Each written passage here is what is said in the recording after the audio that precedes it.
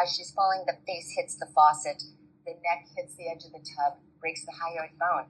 A really good accident recreation specialist could easily make that theory plausible. Her osteoporosis could only make it more plausible. If the bone is more fragile, then certainly a slip and fall in the tub could be the reason it was fractured. Welcome back, everyone, to How to Fabricate a Murder. What you just heard was Dr. Casey Jordan in an interview with Piers Morgan about my dad's case. We'll get into that later in the episode, but first, we've got some exciting news to share.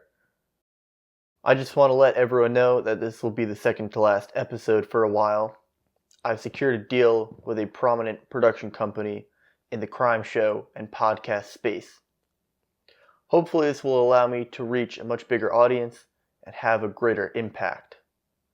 I have agreed to hold off on any episodes after the 5th episode, so that one will be the last one for a while. It should only be about 2 to 3 months, so I'll keep you updated.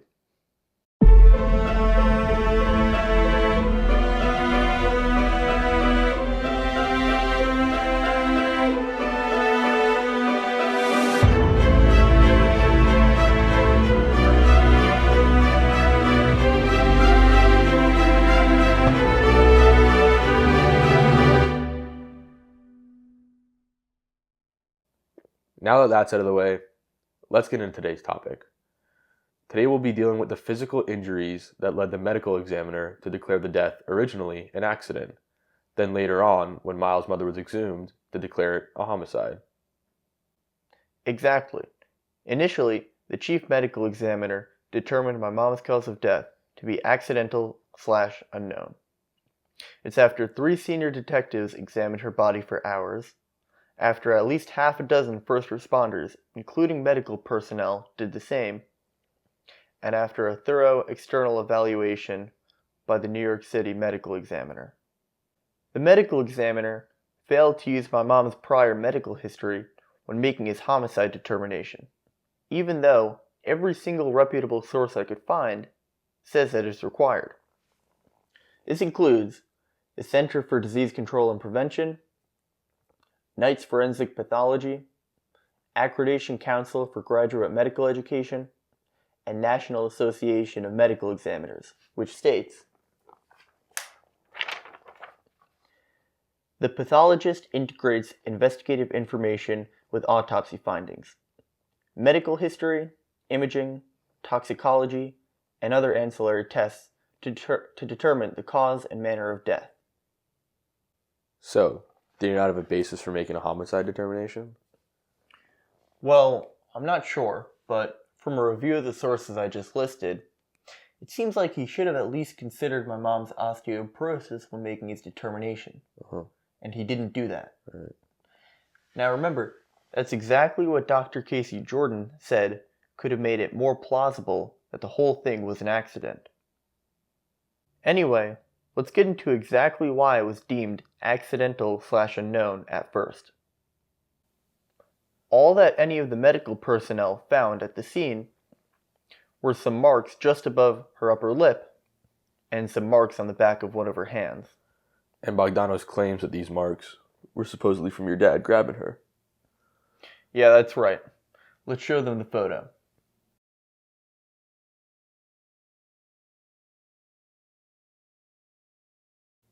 This is what Bogdanos said about those marks.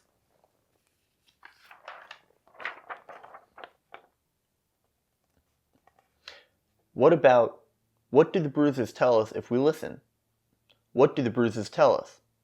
Again, we're never going to know exactly what happened, but what can you reasonably infer from the bruising?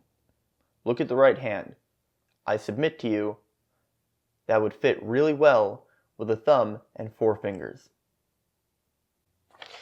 Now, on first impression, what Bogdanos said might sound reasonable, but if you take even a second to think about it, it makes no sense at all.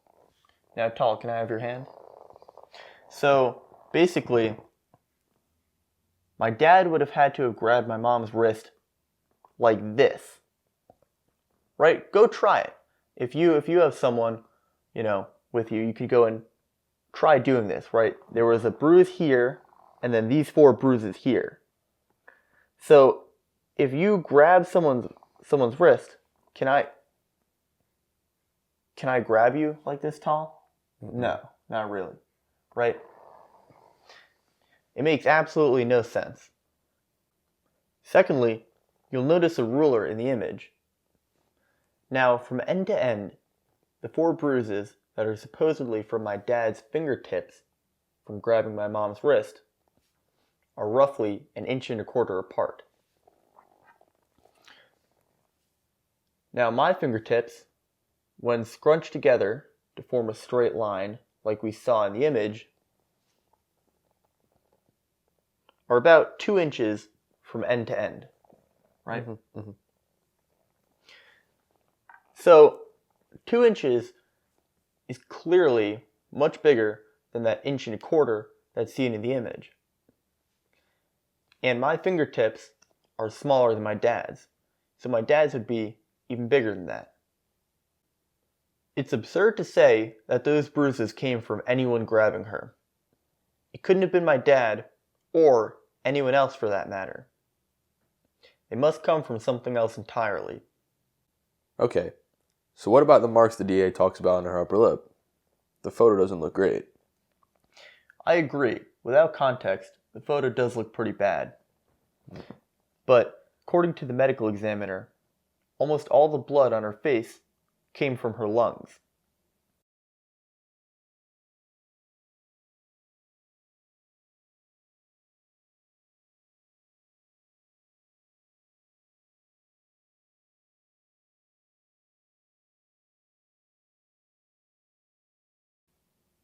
I'll remind you and everyone watching that none of the detectives, none of the medical personnel, and none of the medical examiners found any of that to be suspicious. Now this tells us that that kind of injury pattern isn't unusual in a death like this. Let's take a look at what Bogdanos said in his closing about this. What about the scratches? Take a look at the fingernails, the left fingernails. Take a look at the left fingernails, the ones that have her blood and her skin, probably epithelial cells you get from scratching yourself. Take a look at those fingernails, the shape of those fingernails, and compare them to the shape of the scratches on her face.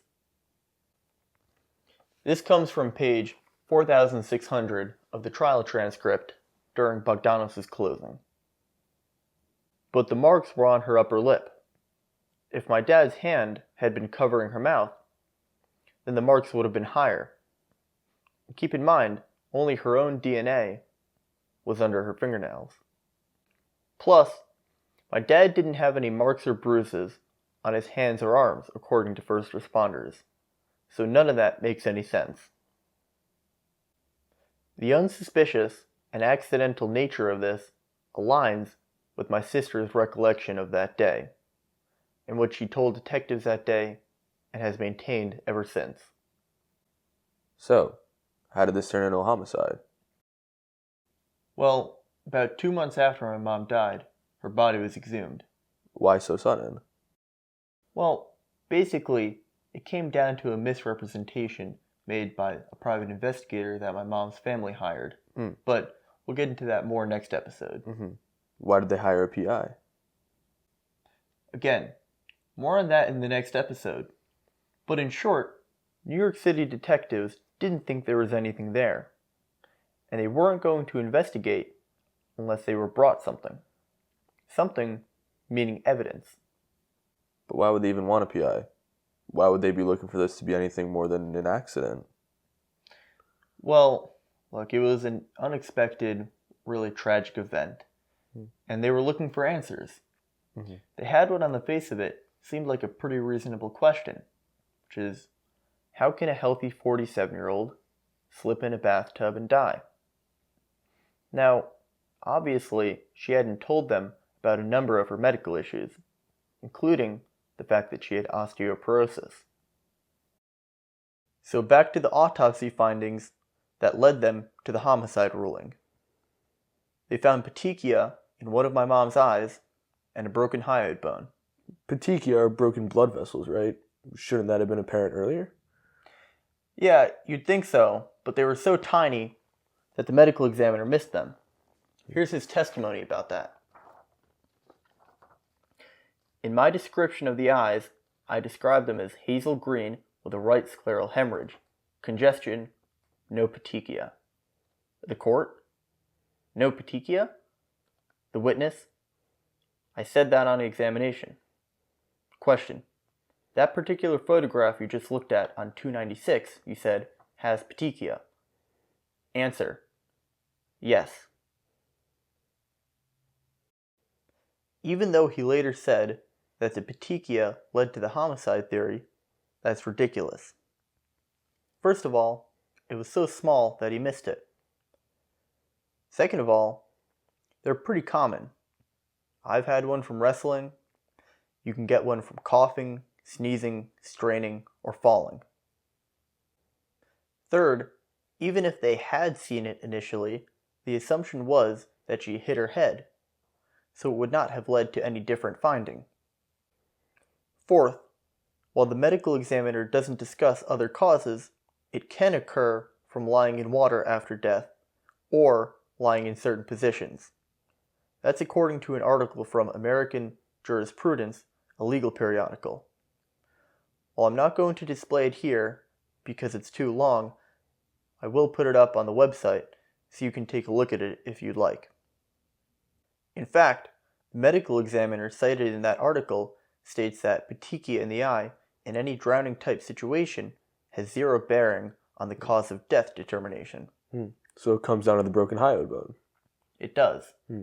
But that too, like everything else, has some serious issues. Look, they did find a broken hyoid bone in my mom's neck, and they were able to determine that it broke before she died.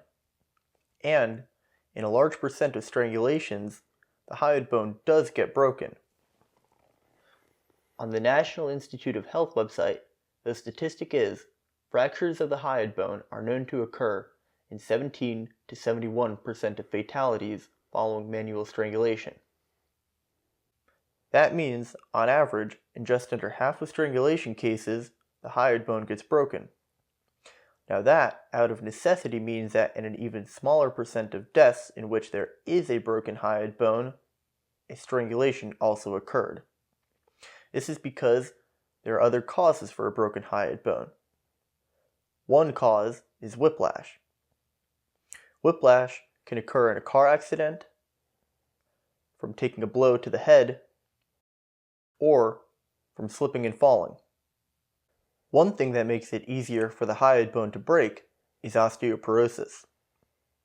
While most 47-year-old women don't have osteoporosis, it turns out that my mother did.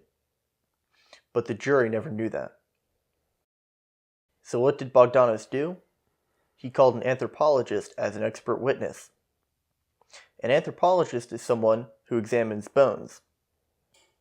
This anthropologist examined my mom's hyoid bone after she was exhumed. Bogdanos asked him this: did you find any evidence of osteoporosis in these bones? Answer: I mean, we don't have a test for it, but it didn't seem abnormal to me. It seemed normal bone. Question: any evidence of the bones themselves being particularly brittle? Answer: they did not seem brittle. So what's the problem with that? Normally nothing. Prosecutors generally have very wide latitude in what they're able to ask expert witnesses, especially when they're asking about their opinion. But in this case, Bogdanos asked this question in this particular fashion because he clearly wanted to make it seem like my mom didn't have osteoporosis, even though he knew she did. How do we know that he knew she had osteoporosis? Well, first of all, he had access to her medical history and discovery. About 6 months before she died, she had a bone density examination, which indicated that she had osteoporosis. He also had access to her prescription history, and she was taking medication for her osteoporosis. Here's the bone density exam.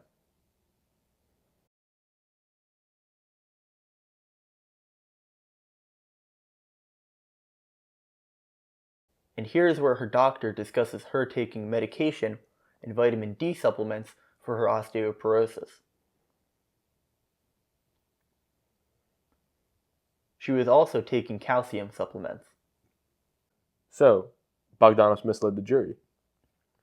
Not only did he mislead the jury, but he misled the jury when he knew what he was asking the expert was false. That is not permitted. Before I have Seth explain to you why that's so bad, I want to get into how Bogdanos knew that my mom had fractured a bone years earlier.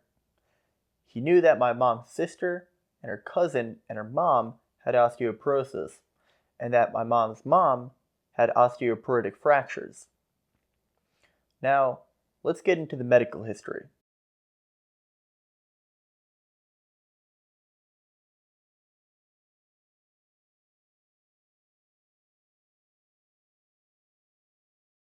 Now here's Seth to explain.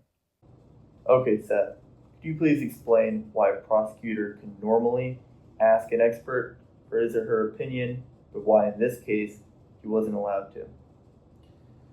So generally, a prosecutor, once they had their expert deemed an expert by the judge, can ask opinion-based questions. That's the whole purpose of having an expert witness, someone who has the qualifications to give their opinion and has been deemed an expert.